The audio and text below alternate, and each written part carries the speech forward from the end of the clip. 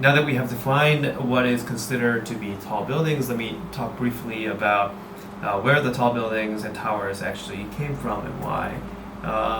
In religion, there are many references to tall buildings, and there's the complex relationship between God and people and tall buildings. In the Bible, after the great floods, Noah and his family, who were the only survivor of the world, began to repopulate, and the descendants of Noah actually settled in a land of Shinar, beginning to build a city of Babylon, in the Tower of Babel, to reach up to the heavens and make a name for themselves, which was seen in the Bible as people challenging God's sovereignty and authority. So the God responded to them by confusing their language so that they cannot no longer understand each other and work together. And this caused the people to abandon their building project and scatter throughout the earth, forming different nations and cultures, which is the beginning of different nations and cultures. And of course, going back to basically the reference of a tower of Babel. Besides the Bible, tall buildings like pyramids are associated with religion and getting closer to the heavens in the afterlife. And it is also the prime example of reaching greater heights by innovating architectural and structural capacities of materials and structural geometry. In the medieval Bologna in Italy around the 12th and 13th century, there were also hundreds of tall towers, in this case, in the city. The exact reasons for the construction of so many towers are not entirely clear, but one hypothesis is that the wealthy families used them to offensive and defensive purposes. Another hypothesis is that they were built to display wealth and power, and they existed for many centuries before nearly all of them collapsed or came down over time.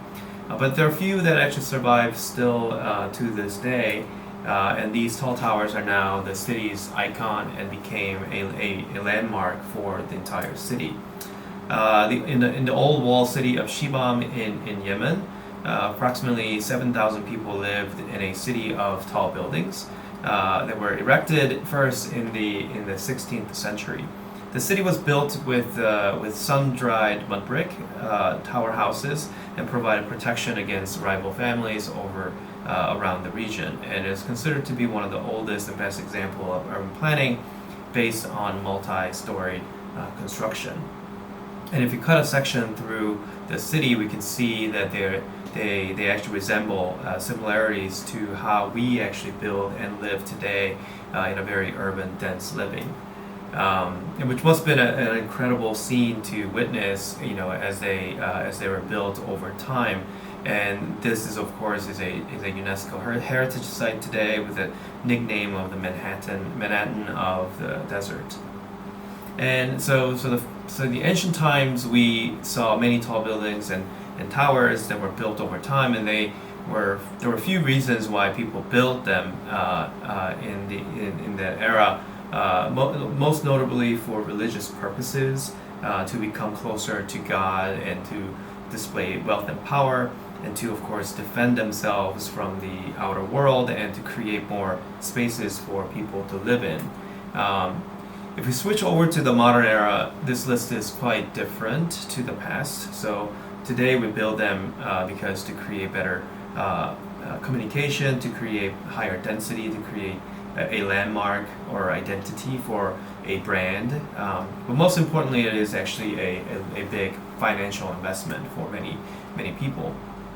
And sometimes they're not just financial outcomes today, but sometimes the result of tall buildings can relate to a very complex relationship of religion, politics, and economy. So, for example, on September 11, 2001, 2 airplanes were hijacked and flown into the Twin Towers of the World Trade Center in New York City, killing thousands of people, and was considered to be one of the most destructive acts of terrorism around the world. This was of course, followed by two major wars in the Middle East, in Afghanistan and Iraq. The Afghan war cost the U.S. $300 million per day for over 20 years. So the towers can represent such many different aspects of our society. And a lot of speculation followed after 9/11 that the tall buildings, building tall buildings were pretty much obsolete, and it was actually turned out that it actually was exactly the opposite, where the 86 of the 100 tallest towers buildings actually were built since 2011, according to CTBUH. In China, there are actually more taller buildings than any other places around the world, and as of mid-2022, there are over 3,000 tall buildings above 150 meters, which are of which 100 of them are super tall, 300 meters and tall above. We have made some incredible achievements and advancements in building technology to reach even a kilometer in the sky. So Jeddah Tower in Saudi Arabia was designed and scheduled to be the tallest tower ever constructed when it was first proposed, nearly 8 times taller than the pyramids of Khafre. Korea had its own first tall building when Yuksam building was first constructed in 1985, which was almost 250 meters tall and was a landmark along the Hangang River in Seoul, and it was completed prior to the Summer Olympics in 1988 and was proudly displayed as a symbol of modern Korea to the rest of the world, and was represented basically the future of the country.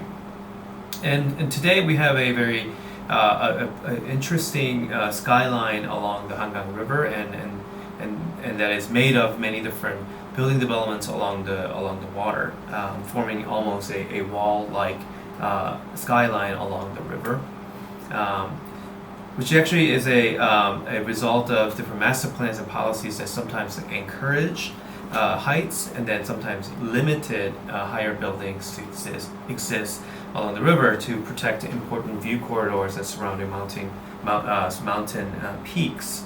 The most notable height limit was set in 2014 in the 2030 Seoul Comprehensive Master Plan, which limited developments to 35 stories, further creating a wall basically along the river. But as of last year in 2022, the rule has been abolished to create a new and perhaps a more dynamic and robust skyline under a new zoning called the Beyond Zoning for the 2040 Comprehensive Master Plan. So today, new developments along the river will be subjected to further reviews. And this was something that we became very interested in the topic of no height limit along the river. What is the maximum scenario if we actually create the future height limit that is created by strictly using the view corridors to the certain mountain peaks around Seoul. And we collaborated with different people, mainly with the Professor Lee Jae-min from Yonsei University, to create a new logic in creating a new development height along the river that is performance-based. To do that, our team actually developed a Rhino Grasshopper script that could project view lines to the mountain ridges and to simulate the development envelope. Which the result is pretty striking and interesting, where we began to see some taller developments in the areas of Hangang River that we previously didn't really know about. And this performance-based height limit will be exhibited at the 2023 Seoul Architectural Urbanism Biennale, and also at our lab here at the Urban Studies and Design Lab as well. So what's on the screen may not represent the correct or the perfect way to project the future height scenario along the river, but this is one of the ways to actually create a more dynamic skyline using different tactics, different ideas and simulations to create a new dynamic height along the river. So thank you so much for listening.